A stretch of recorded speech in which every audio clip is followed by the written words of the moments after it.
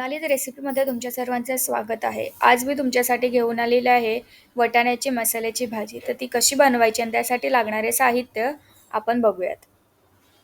ते मी 2 मीडियम साईजचे कांदे कापून घेतलेले आहेत. खोबरं घेतलेलं आहे. असे पातळ काप करून घेतलेलं आहे. सुकं खोबरं आहे. 6 ते 7 लसणाच्या पाकळ्या आणि अर्धा इंच अद्रक. इथे मी तवा ठेवलेला आहे आणि तवा गरम झाल्यावरती इथे मी जे आपण खोबरं घेतलं होतं सुकं खोबरं ते घालून घेणार आहे आणि एक आपण 5 ते 7 मिनटं चांगला कलर येईपर्यंत आणि आपण याला गोल्डन ब्राऊनपेक्षा थोडंसं जास्त कलर येईपर्यंत आपण याला भाजून घेणार आहोत.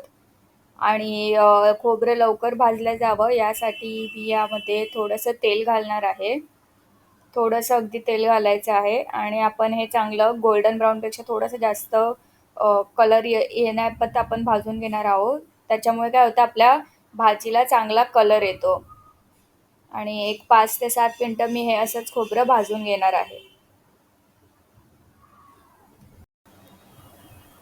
तुम्ही बघू शकता इथे माझं खोबरं चांगलं भाजलं गेलेलं आहे. असाच कलर येईपर्यंत आपल्याला भाजायचं आहे म्हणजे आपल्या ग्रेव्हीला सुद्धा चांगला कलर येतो आणि हे आता मी एका ताटात काढून घेत आहे. त्यानंतर याच तव्यावरती आपण जो कांदा कापलेला होता 1.5 मीडियम साईजचा कांदा, तो मी इथे घालून घेतला आहे. तुम्ही खोबरं आणि कांद्याची क्वांटिटी तुम्हाला जेवढी भाजी बनवायची त्यानुसार कमी किंवा जास्त करू शकतात. मी ही जी भाजी बनवते ती 3 ते 4 जणांसाठी सफिशियंट आहे आणि कांद्याला सुद्धा आपण तसंच कलर येईपर्यंत चांगलं फ्राय करून घेणार आहोत. तुम्ही बघू शकतात कांद्याला सुद्धा आपला चांगला गोल्डन असा कलर आलेला आहे. तुम्हाला सुद्धा याच प्रकारे भाजून घ्यायचं आहे आणि आता मी हे एका प्लेटीमध्ये काढून घेणार आहे आणि आता त्याच्यानंतर मी कांदा, खोबरं, लसूण आणि अद्रक चांगली बारीक अशी पेस्ट करून घेणार आहे.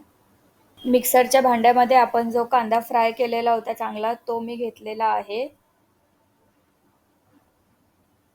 त्यानंतर मी ते खोबरं घेतलेलं आहे.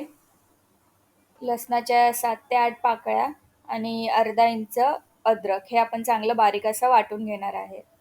इथे मी एक कढई घेतलेली आहे आणि कढईमध्ये मी 2 पळ्या तेल टाकून घेणार आहे. या भाजीमध्ये तेल थोडंसं जास्त जातं त्यामुळे भाजीला चांगली तरी येते. इथे तेल चांगलं तापलेलं आहे आणि यामध्ये मी आता 1 चमचा राई टाकलेली आहे. राई चांगली तडतडू द्यायची आहे आपल्याला तेलामध्ये. आणि त्यानंतर आपल्याला यामध्ये 1 चमचा जिरं टाकायचं आहे आणि बारीक चिरलेलं कढीपत्ता टाकायचा आहे. त्यानंतर आपण जे कांदा, खोबरं, लसूण, अद्रकची बारीक अशी स्मूथ पेस्ट बनवली होती, ती सुद्धा टाकून घ्यायची आहे आणि चांगलं मिक्स करायचं आहे याला. इथे तुम्ही बघू शकतात आपल्या मसाल्याला चांगलं तेल सुटायला लागलेलं आहे. हे मी पुन्हा एकदा मिक्स करून घेते आणि यामध्ये आपण काही सुके मसाले टाकणार आहोत. मी पाव चमचा हिंग टाकून घेत आहे. हिंगामुळे चांगली चव येते आणि पचनाला सुद्धा मदत होते. हे मी एकदा पुन्हा मिक्स करून घेते आणि त्यानंतर यामध्ये मी 1.5 चमचा लाल तिखट, 1.5 चमचा गरम मसाला, थोडी हळद आणि काश्मीरी मिरची टाकत आहे. तुम्ही जर तिखट कमी खात असाल तर तुम्ही लाल मिरची आणि गरम मसाल्याचं प्रमाण कमीसुद्धा करू शकतात. आणि हे मी पुन्हा एकदा नीट मिक्स करून घेत आहे. आणि यामध्ये जे आपण वाटण केलेलं आहे त्यामध्ये थोडंसं पाणी घालून तेच पाणी मी यामध्ये टाकून घेते आहे. याला तेल सुटेपर्यंत पुन्हा एक अर्धा मिनिटं आपण शिजवणार आहोत. तुम्ही बघू शकता इथे ग्रेव्हीला चांगलं तेल सुटलेलं आहे. म्हणजेच आपला मसाला चांगला शिजलेला आहे. आता याला मी एकदा पुन्हा मिक्स करून घेते आणि त्यानंतर मी हिरवे ताजे वाटाणे इथे 2 ते 3 शिट्ट्या घेऊन शिजवलेले आहेत. तेच यामध्ये घालून घेणार आहे. यामधलं पाणीसुद्धा मी भाजीमध्ये टाकणार आहे आणि तुम्हाला हवी त्या कन्सिस्टन्सीची तुम्ही ग्रेव्ही ठेवू शकतात. यात तुम्ही पाणी कमी किंवा जास्त करू शकतात.